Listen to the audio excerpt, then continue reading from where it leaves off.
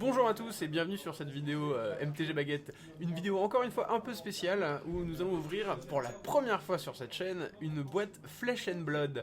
Pour l'occasion nous sommes rejoints par Valentin. Bonjour Valentin. Et comme d'habitude mon camarade Barbu et qui vont vous accompagner pour cette ouverture. Merci beaucoup et aussi merci beaucoup à Troll de Jeu de nous accueillir puisque la vidéo est tournée à Troll et vous pouvez entendre du monde en train de jouer en fond. C'est normal. Je laisse l'honneur à Valentin pour l'ouverture de cette boîte. Alors, Donc Valentin, raconte-moi. Flesh and Blood c'est la première fois. Vous voyez, désolé, hein, excusez-moi, j'ai un tapis Magic. Flesh and Blood c'est la première fois. Donc c'est des boîtes de 24 boosters, c'est ça? c'est ça. Et on a 5 niveaux de rareté, donc commune, rare, super rare, majestique et légendaire. C'est ça. Et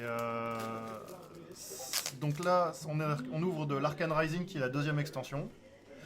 Et c'est la dernière extension, la deuxième dans laquelle on a la rareté super rare, puisqu'ils l'ont retiré après, vu que c'était à peu près la même chose que Majestic. Et c'est une boîte bien jolie parce qu'elle est violette. D'accord, et on est sur la version donc Unlimited, ça parce que C'est ça. Flesh and Blood fait des boîtes qui sont limited, avec des versions de cartes qui ne sont trouvables que dans les boîtes limited. C'est ça. C'est un foil spécial sur généralement les équipements, où le foil n'est que sur la partie métallique des équipements et sur les rebords. D'accord, ok.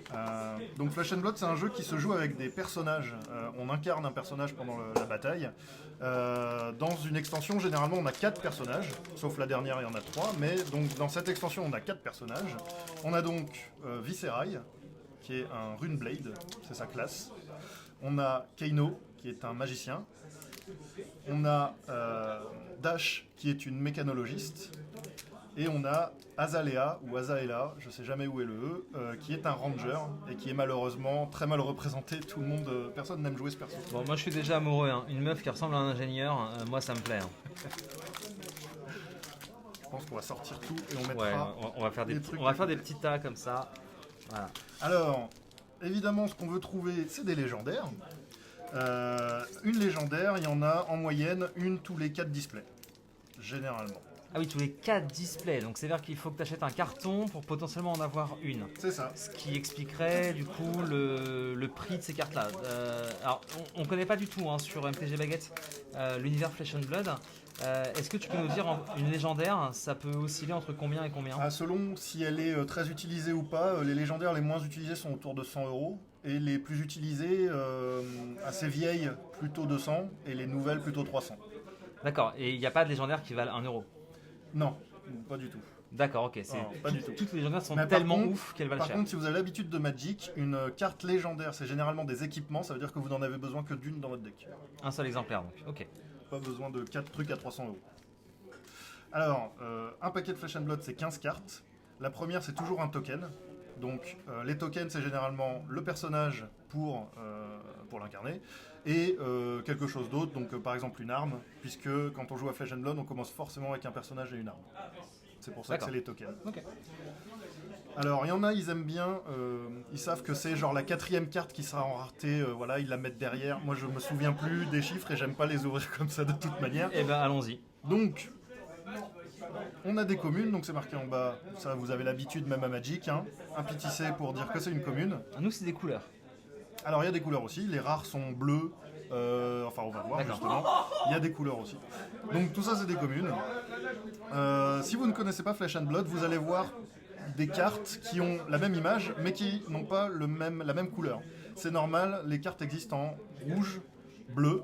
Alors il y a un équipement un équipement là qui est commun du coup, D'accord. par booster. paquet. Ah oui, est-ce que ça se draft aussi? Ça se draft aussi. On en reparlera. Donc ça existe en rouge, bleu et jaune. Et là on commence à aller sur les rares du coup, donc on a une rare ici, c'est en bleu. D'accord.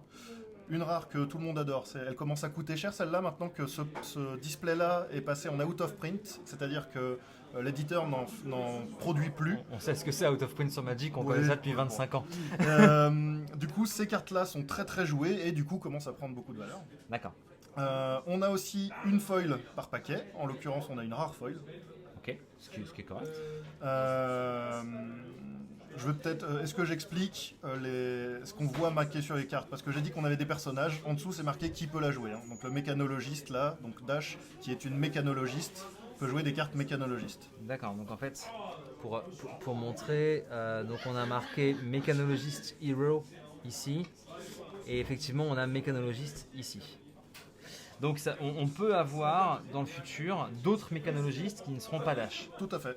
Ou peut-être même un Dash Revived. Alors du coup, comme exemple, ça marche pas parce que Dash est la seule mécanologiste aujourd'hui, mais dans ce paquet, la Runeblade, on en a aujourd'hui 3. D'accord, on a 3 héros qui peuvent jouer des cartes Runeblade. D'accord. Et donc du coup, est-ce qu'on a eu une super rare, une majestique Non, quelque chose? on a eu que des rares. Par rares. contre, généralement, c'est une rare. Donc là, on en a eu 3 dont une foil. Donc c'est déjà un paquet sympa.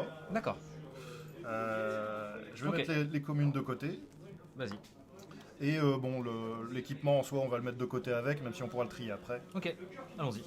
Et voilà. Et les rares, pour qu'on les voit, attends, on va mettre les rares là, il faut les voir. Attends, elles sont jolies. Alors il me semble, Elles sont jolies. si je dis pas de bêtises, qu'une bonne partie des dessins, des illus faits sur ces cartes sont faites par des illustrateurs de Magic. D'accord. Alors, revenons un peu sur le jeu. Donc le jeu, il y a 2 modes. Donc il y a un mode Blitz pour faire des parties donc, un peu rapides et un mode construit. C'est ça. Et il y a aussi un mode draft. Le mode Blitz et le mode draft fonctionnent sur des decks de 40 cartes. Non, le mode draft, comme le mode scellé, sont sur des 30 cartes minimum 30 avec cartes. aucun max d'unicité de la carte. D'accord, donc il y a 3 formats en fait. 30 cartes, 40 cartes, 60 cartes. D'accord. Donc 60 cartes étant évidemment le format compétitif. Le Blitz étant pour jouer plus rapidement avec des plus petits decks, donc de 40 cartes. D'accord. Et donc le Blitz, 2 exemplaires de chaque carte maximum. Ça c'est de la rare. Ça c'est de la rare. Et le normal c'est jusqu'à 3 exemplaires, c'est ça? Normal c'est jusqu'à 3 exemplaires et Blitz 2 c'est ça. Ok.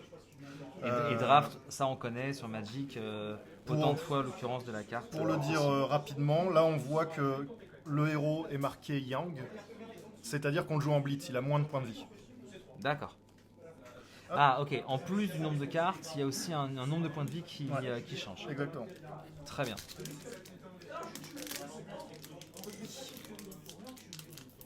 Alors, moi, Tu veux prendre des cours d'ouverture de booster? Ah mais tu sais qu'au championnat de France, pendant le draft, le mec annonce vous avez 50 secondes pour choisir votre carte. Moi j'étais là, j'y arrive pas, vite, aidez-moi, pitié. Alors, commune, donc le token, les communes, l'équipement qui est commun. Là on a les rares. La foil qui est commune, et généralement derrière on n'aura rien d'autre que des communes. D'accord. Ah oui, donc ils mettent vraiment au milieu, donc on n'a pas cet effet d'arriver à la fin du booster avec la carte la plus rare. Et c'est pour ça que quand tu vois des ouvertures de Flesh and Blood, tu verras beaucoup de gens compter les cartes avant de les retourner et mettre les rares à la fin. D'accord, donc c'est pour ça qu'ils enlèvent les 4-5 cartes de la fin. C'est ça. Pour un peu comme Pokémon. Je crois que Pokémon, ils ont la même chose. Hop. Donc ça c'est les tokens, ça vaut absolument rien. Ça vaut rien tout le monde en a 90. Exactement. Mais c'est le principe. Le principe c'est que du coup tout le monde peut avoir les personnages. Quand tu as acheté 5-6 boosters, ça te suffit pour commencer à faire des petites parties avec tes potes. Donc c'est ça, le prix pour commencer à jouer à Flesh and Blood, c'est soit un petit booster, soit un deck préconstruit à 15 €. C'est 12, ouais. Entre 12 et 15, ça dépend des boutiques. Soit quelques boosters quoi. Donc en gros, tu peux te dire que si tu fais un scellé, tu ouvres 6 boosters, ça fait 18 balles, donc c'est le même prix qu'un... C'est ça, et tu as à peu près la moitié des communes, même plus que ça, quand tu as ouvert 6 boosters. D'accord. Ah oui, donc 6 boosters, mais alors du coup, une carte commune existe en 3 couleurs. Ouais, c'est ça. Donc, une Majestic, là c'est rouge. Ah. Et ça tombe bien parce que je l'ai pas celle-là et je la voulais justement pour mon nouveau deck. Et ben voilà, c'est parti. Donc, ça c'est une jolie rouge ça. Voilà. On va mettre ce qui brille, ce qui est rare et ce qui brille ici. On va mettre là, les Majestiques là. L'équipement est foil. Oh. Ça c'est cool. Dans du first print, il serait donc cold foil, c'est-à-dire qu'il brillerait encore mieux. Ah oui d'accord, c'est juste ça la différence avec du first print, c'est le cold foil, ça brille encore plus que ça. Il y a aussi que l'intérieur de la rareté là est vide, du frame, pour dire que c'est du first print. D'accord, ok. Et en effet, par contre, quand le cold foil c'est assez joli sur certaines cartes. Dans le dernier set, les cold foils sont magnifiques. D'accord. Je crois qu'Aria, c'est un produit, Tales of Aria, donc le dernier set, c'est un produit qui a été extrêmement travaillé. Les boîtes sont magnifiques, les cartes sont magnifiques. Je pense qu'ils travaillent vraiment ça et c'est aussi ce qui attire dans un jeu, dans un TCG. Bah, déjà que c'était beau avant, mais c'est vrai que Tales of Aria, ils ont ajouté un truc qui s'appelle les cartes élémentaires. Donc il y a des éclairs, de la terre et de la glace. Et avec ça, ils ont fait des choses magnifiques. Donc, des rares, une foil, et du coup, on va avoir que des communes. D'accord. Bon, pour l'instant, le drop est pas ouf. Hein. Une Majestic sur combien de paquets là 5-6 5-6, ouais. C'est vraiment pas très très... On espère voir quelque chose d'un peu mieux très vite quand même. Même si je suis très content de me mordre de taille là. Donc ça existe qu'en anglais. Ils n'ont pas annoncé encore de sortie. Super rare. Ah. Donc ça c'est violet. C'est à peu près la même rareté qu'une Majestic. Rapid fire. Until the end of turn, arrows you control gain go again. Nice. Ce qui peut être très très cool. Le problème c'est que les arrows, tu peux difficilement jouer plus d'une par tour de toute manière. Donc D'accord. Et même avec Go Again, tu peux pas en faire plus. Du coup, c'est pour ça que les gens aimaient pas trop jouer la Ranger quand elle est sortie quoi. Elle joue pas très très bien. D'accord. À cause de ce genre de choses qui va pas ensemble avec son set, sa manière de jouer. Rare. Ah, la même commune foil, même Alors, équipement foil. ça arrive aussi très souvent sur Magic, hein, parce qu'en fait les feuilles de print de foil sont en fait à peu près les mêmes cartes. Et quand tu fais une ouverture massive sur Magic, tu vas te retrouver en fait avec quasiment les mêmes communes. Ouais. Et donc tu vas avoir 0 commune foil d'une sorte, par contre 4 ou 5 d'une autre. Et ben c'est pour ça que je me retrouve souvent avec... Là, je me retrouve avec tout Tales of Aria. Il me manque 3 cartes jaunes, alors que j'ai tout le reste, mais j'en ai pas eu une seule de cette carte jaune-là dans mes 2 displays que j'ai ouverts. D'accord, mais là tu parles du non-foil en fait. Non, Ça veut dire que- foil. Ça marche pas comme ça D'accord, le non-foil. non, c'est le non-foil, il y a une équité qui est extrêmement précise sur Magic. Et du coup, c'est marrant que cette carte-là soit absente effectivement sur 3 displays, ça commence à faire beaucoup. Ah, une rare foil, Une autre. une autre. Bon. On attend la petite légendaire. Alors la légendaire qu'on veut dans ce paquet s'appelle Arcanic. Non, pas Arcanic. Ah mince, elle s'appelle Skullcap quelque chose. Je vais me souvenir du nom. Qui est un équipement pour la tête, qui est donc légendaire et qui est une des meilleures défenses qui existent dans le jeu aujourd'hui. Un équipement pour la tête, un casque quoi. Un casque. Ou un chapeau, ou un bonnet. Voilà, donc ça c'est la Majestic qui coûte 40 balles. Ah, bon, on vient d'ouvrir 40 balles. On est content. Ah là je suis content là. Oh là, Bon, là, tu déjà vois, je suis bien là. Tu fais bien d'ouvrir ça parce que moi je l'aurais ouvert, j'aurais fait ok, un nuage quoi. Ah non, celle-là elle se vend très très cher, elle est assez rare et tout le monde se l'entre-déchire là. Et D'accord. comme Ouais, je disais, c'est en ce train de display monter. est OP, tout est en train de monter, celle-là elle va vite passer au-dessus de 50. D'accord. Et donc ça fait, on choisit 2, on peut faire une attaque action card, donc c'est une action en plus, c'est ça? Donc c'est les attaques qu'on contrôle pendant le tour ont plus 1 d'attaque et plus 1 de défense. Ok, La prochaine attaque qu'on joue à Go Again, c'est-à-dire qu'on peut rejouer par derrière. d'accord. Jusqu'à la fin du tour, on peut défendre avec des défenses de l'arsenal. D'habitude, on n'a pas le droit. C'est Ouais. la seule carte qui le permet. D'accord. Et on peut banish une carte pour piocher 2. Ouais, donc c'est vraiment une toolbox, on a la même chose sur Magic. C'est une toolbox qui est un instant. Dès qu'une carte est un instant et est une toolbox, ça vaut effectivement extrêmement cher même à Magic, donc c'est plutôt facile de s'en rendre compte.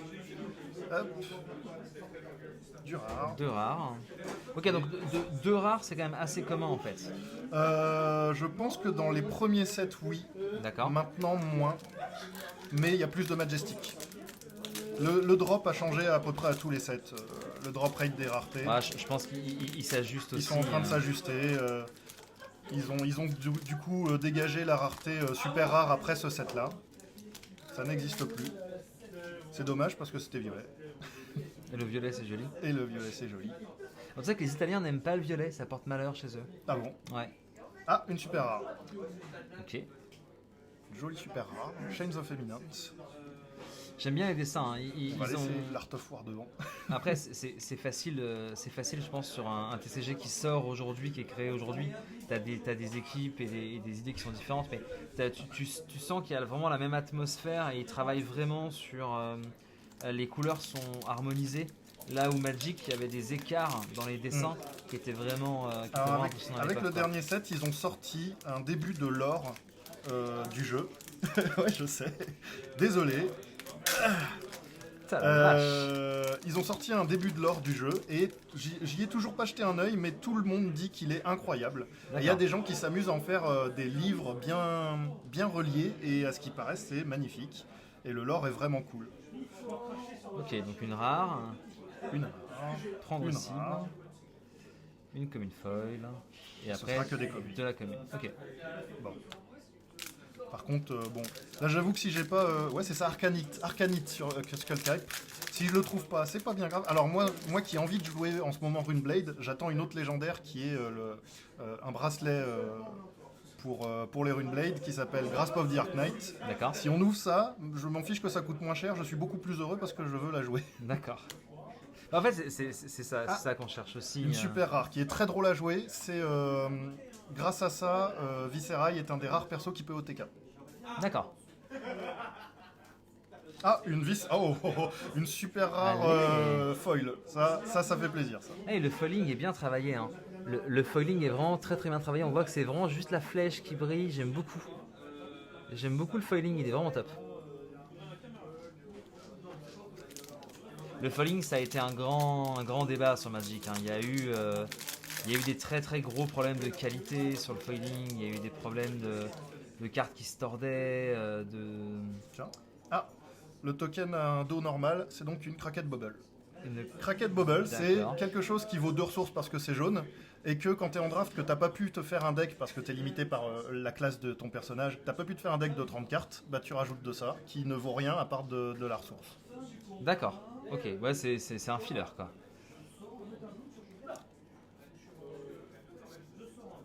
Hop, 2 rares. Ok, ouais, donc deux rares, c'est vraiment standard dans le. C'est standard dans ce set-là, visiblement.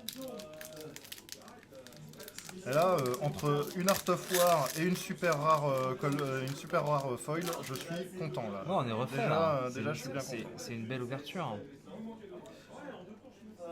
Hop. Ah, rare foil. Bah, Regarde parfait. comme c'est beau. Alors les cartes Wizard de foil, elles sont belles. Hein. Du moment qu'il y a du feu, c'est beau. J'avoue, bah, c'est facile le feu à faire briller. Hop. Alors en parlant des boosters, de la manière de les ouvrir et tout ça, le prochain set qui sort, ils vont annoncer les cartes le 4 février, je ne sais plus quand est-ce qu'il sort le set en lui-même. Les boosters seront en papier. Vous avez le droit de vous moquer de lui dans les commentaires. Complètement. Hein. Ah, je me suis trompé. Hop. Complètement. Ah non mais on me voit en plus, je suis clairement à la caméra des streamers au moment où je galère pendant le championnat de France à ouvrir mon booster. Hein, donc, Mais, je pense que le booster papier, il faut y venir. Moi, ça fait des années que je me dis, mais enfin, les TCG, avec le volume qu'ils font, on peut pas continuer à gâcher autant de matière. Alors c'est pas de la matière rare, mais c'est de la matière qui est compliquée à éliminer en fait. Donc je pense que le booster papier, on y vient. Maintenant, ça crée des problématiques de qualité. C'est-à-dire que ça vieillit moins bien. Voilà. Je pense que sur un TCG, tu veux que tes boosters puissent tenir 15-20 ans, parce que là, je pense qu'ils ont l'ambition de durer. Et si jamais ton papier est mal fait et qu'il se décompose, parce que tu as un peu d'humidité, parce que voilà, c'est pas évident quoi. Mais je pense qu'il y a la R&D. Aujourd'hui, on a la R&D pour réussir à faire des boosters papier de qualité. Alors le prochain set qui va sortir du coup est un set complémentaire, c'est-à-dire que ce qui se passe c'est qu'on a 2 sets qui sortent avec 3 ou 4 persos. D'accord. Et ensuite un set complémentaire où les boosters sont plus petits et on ne peut pas drafter avec. On peut pas drafter, on peut pas faire de scellé avec, c'est juste pour être complémentaire avec ce qui est déjà sorti avant. D'accord. Et Donc, pour booster un petit peu ce qui est déjà sorti. c'est pour équilibrer le méta ou c'est vraiment histoire de dire on met 2-3 petits bonus parce que ça permet d'avoir de la nouveauté, d'alimenter en fait les joueurs. Je pourrais pas te dire ce qui se passe dans la tête des éditeurs, mais dedans ils en profitent aussi pour reprint des légendaires, mais cette fois-ci non foil, D'accord. parce que les légendaires sont toujours foil. Ok. Ils reprintent des légendaires non foil que tout le monde a envie de revoir, donc normalement dans la prochaine, l'Arcanix Cube Cap dont je parlais va être reprint. Malgré le fait qu'elles ne viennent pas d'un des 2 sets d'avant, puisque les 2 sets d'avant étaient Tales of Aria et Monarch, et que l'Arcanix Skull Cap, je vais y arriver, est dans Arcane Rising. Ok, donc rare et rare. Rare. Et foil Alors, je comme- t'avoue qu'avec 2 boosters qui restent, Ouais, j'ai peu d'espoir on appelle ça. Ah, ça, donc, d'ouvrir une légendaire. toi qui as ouvert quand même pas mal de boîtes, l'expérience émotionnelle, c'est l'ascenseur ou généralement c'est un espèce de train tout plat. Vu que j'ai très peu joué à Magic et que c'est très nouveau pour moi, du moment que je vois une Majestic, moi je suis toujours en train de sauter au plafond alors que D'accord. finalement c'est pas si ouf que ça. Ah, d'accord. Donc pour l'instant c'est encore c'est l'ascenseur émotionnel. Tu vois, oh trop bien. Ah oui, oui, oui. Ah, Bah là c'est tu ça, vois, c'est- Art c'est of ça, War, chaud. ça doit pas être si difficile à ouvrir si ça se trouve, hein. Mais Ouais, moi je suis ravi là. Ça hein. reste Art of War quoi. Du Ouais, coup, ça reste exactement. une des grosses cartes de l'édition. Ça reste un must-have en fait je pense. Ouais. Et franchement t'es toujours content quand tu vois un must-have. Donc Art of War il existe donc en jaune, en bleu et en rouge. Alors les Majestics généralement n'existent qu'en une seule ressource. D'accord, parce qu'ils équilibrent vraiment le côté. Ça vaut 2 ressources parce que c'est très très fort et donc il faut pas que ce soit trop. Exactement. Ok. Ce qu'ils font généralement c'est des thèmes, c'est-à-dire un perso va avoir une carte bleue avec Ok. qui est Majestic, un autre va avoir une carte jaune Majestic, Ok, et du coup ça fait des petits thèmes comme ça. super. Ah, on finit sur une super rare qui est... Et ben voilà. Oh putain de merde.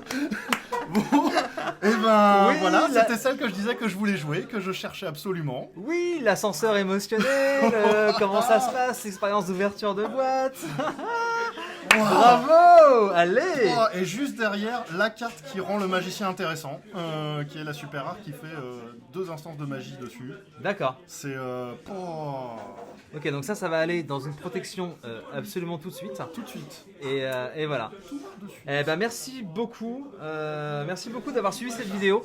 Merci à Troll de Jeu de nous accueillir. Vous entendez le bruit derrière, hein, ce sont des joueurs qui sont en train de jouer à Vampire, à Yu-Gi-Oh, à plein de choses. Donc si vous voulez venir jouer, Troll de Jeu, Place d'Aligre à Paris, trolldejeu.com, c'est nos copains, on les aime beaucoup, suivez-les. J'espère que la vidéo vous a plu, j'espère que vous voulez en voir d'autres. Si c'est le cas, lâchez un petit commentaire. Excusez peut-être le côté un peu artisanal, excusez le tapis. On n'a pas encore, mais ça va venir. Et en attendant la suite, moi je vous dis à bientôt. Merci beaucoup. Est-ce que tu as un mot de la fin, Valentin? Eh bien, merci tout le monde et intéressez-vous à Flesh and Blood, c'est vraiment très cool comme jeu.